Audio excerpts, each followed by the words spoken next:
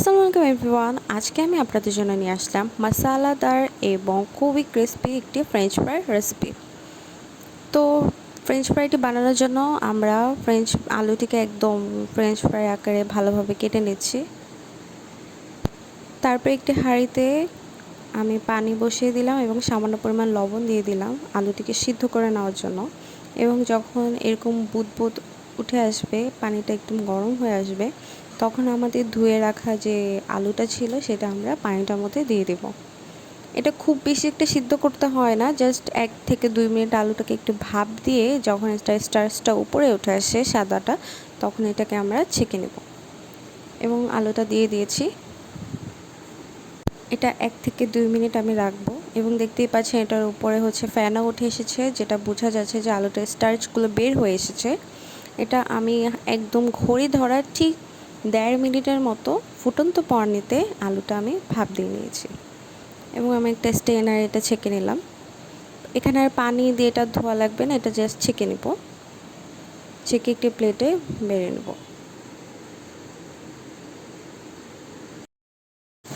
এরপর আমি একটি বাটিতে 2 চামচ কর্নফ্লাওয়ার দিয়ে নিলাম এবং এরপর আমি এটাতে অ্যাড করব সামান্য পরিমাণ মরিচের গুঁড়ো। যেহেতু আমি একটু ঝাল খেতে পছন্দ করি, তাই মরিচের গুঁড়োটা অ্যাড করলাম খুব সামান্য পরিমাণ।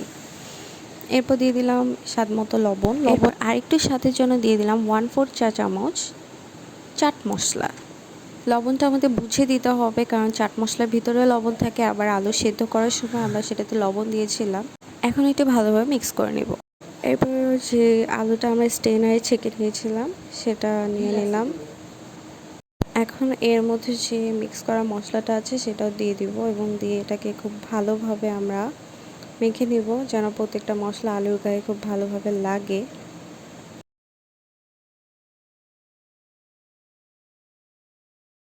এরপর এটা মিক্স করার পর আমরা সামান্য পরিমাণ পানি দিয়ে নিলাম, যেন মশলাটা ভালোভাবে লাগে।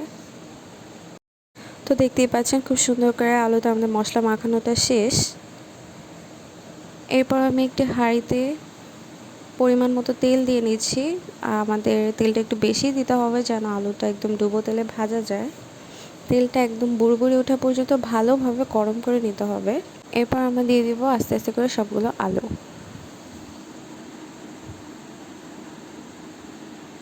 তারপর আলুটাকে আমরা হালকা বাদামি রঙ করে ভেজে নেব। আজকে আলু আমরা ডাবল ফ্রাই করব। ফ্রেঞ্চ ফ্রাইতে সব থেকে সিক্রেট রেসিপি হচ্ছে ডাবল ফ্রাই করা। যখন আপনি আলুটাকে ডাবল ফ্রাই করে নেবেন, তখন সেটা অনেক বেশি ক্রিস্পি হয়, একবারে রেস্টুরেন্ট স্টাইলে। তো 5 মিনিট ভাজার পর আমি দেখিয়ে দিচ্ছি এটা একটু হালকা বাদামি রঙের হয়ে এসেছে, তখন আলুটাকে আমরা উঠিয়ে নেব।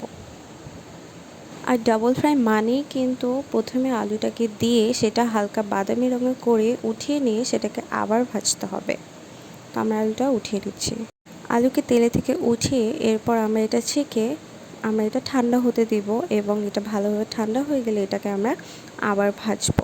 তারপর কিছুক্ষণ পর আমরা আলুটি ঠান্ডা হয়ে আসলে তেল গরম করে আবার সেই আলুটি তেলের মধ্যে দিয়ে ডুবো তেলে আলুটা ভেজে নেব। এই পর্যায়ে আমি চুলার আঁচটা দেখিয়ে দিচ্ছি, ঠিক মিডিয়াম ফ্লেমে আমার চুলাটা আছে। সো কিছুক্ষণ ভাজার পর আলুটা অনেকটা ক্রিস্পিনেস চলে আসে, আলুটা অনেক শক্ত হয়ে যায় এবং উপরে ক্রিস্পি এবং ভিতরে নরম হয়ে যায়। দেখতেই পাচ্ছেন যে স্পুন দিয়ে বাড়ি দিলেও সেটা ভাঙছে না।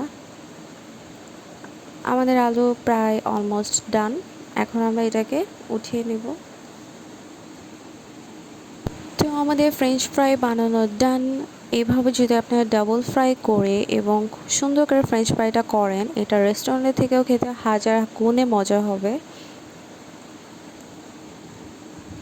আমি আপনাদেরকে একটা ভেঙেও দেখাচ্ছি, এটা বেশ ক্রিস্পি হয়েছে। সো আপনাদের জন্য আমার ভিডিওটি ভালো লাগে তাহলে অবশ্যই লাইক এবং সাবস্ক্রাইব দিয়ে পাশে থাকবেন।